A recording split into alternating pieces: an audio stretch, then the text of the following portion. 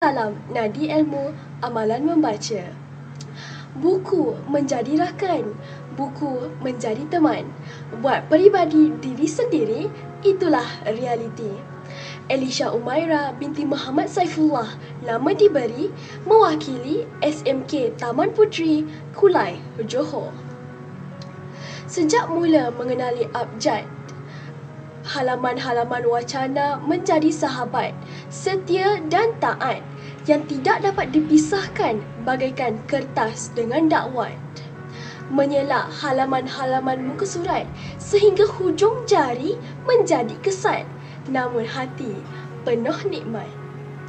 Konsekuensinya, pendedahan kepada buku-buku pelbagai genre membolehkan diri ini melihat dunia dari perspektif yang pelbagai. Kehidupan bukanlah hitam dan putih, malahan kehidupan kita sebagai manusia diwarnai dengan pahit dan manisnya yang mengajar diri untuk menjadi lebih baik hari demi hari. Itulah antara tema yang dikemukakan dalam bahan bacaan pilihan hati. Kisah Orang Menang, karya Saiful Nang.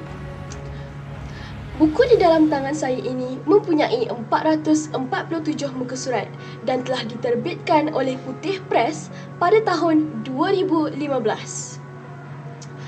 Dari segi fizikal, buku ini menarik perhatian saya kerana mempunyai halaman-halaman yang berwarna dan bergambar. Gambar-gambar tersebut diambil oleh penulis sendiri. Beliau merupakan seorang juru fotografi terkenal di tanah air dan mempunyai pengaruh cukup besar di dalam industri tersebut. Jatuh di bawah genre psikologi, motivasi dan pembangunan diri, buku ini merupakan kompilasi penulisan Saiful Nang pada waktu yang berbeza-beza.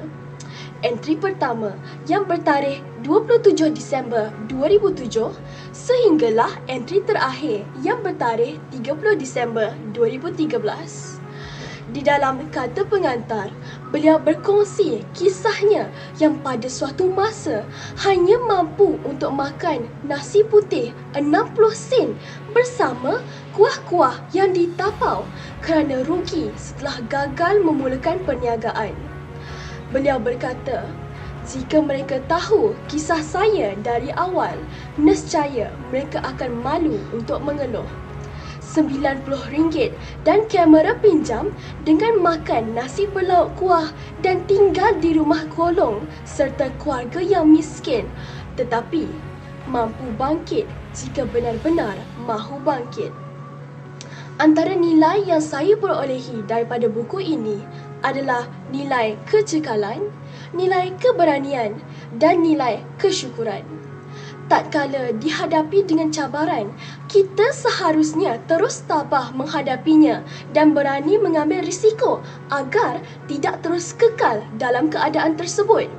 Perkara ini dapat saya pelajari daripada kisah kehidupan penulis yang tidak membiarkan kegagalan-kegagalan masa lalu menghalang beliau daripada mencuba sehingga berjaya. Kehidupan bagaikan roda. Apabila di atas, kita perlulah sentiasa bersyukur ke atas kelimpahan rahmat yang telah dikurniakan oleh Allah Subhanahu Wa Taala dan sentiasa mengingati budi orang lain di dalam kehidupan kita.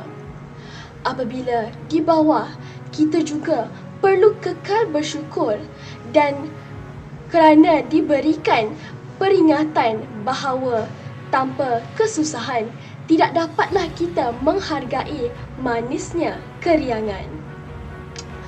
Buku ini mengandungi perkongsian-perkongsian penulis yang boleh diambil iktibar, ajaran-ajaran yang hanya mampu diraih melalui pengalaman sendiri.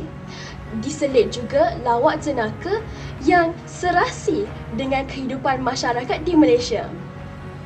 Sebagai seorang pelajar, buku ini saya simpan dekat di hati. Sebuah entry khususnya menangkap perhatian saya yang bertajuk Penat Tapi Puas, bertarikh 14 Mac 2011. Tajuk entry ini amat saya fahami. Kehidupan seorang pelajar yang aktif di sekolah menengah adalah amat meletihkan. Rutin harian saya bermula seawal 5 pagi, kadangkala kekal berada di sekolah sehingga sesi petang pulang ke rumah, balik membersihkan diri dan melaksanakan kewajipan. Kemudiannya, melakukan kerja rumah sehingga kelewat malam. Jika ditanya kepada saya, penat? Maka dengan jujur saya jawab, sangat penat.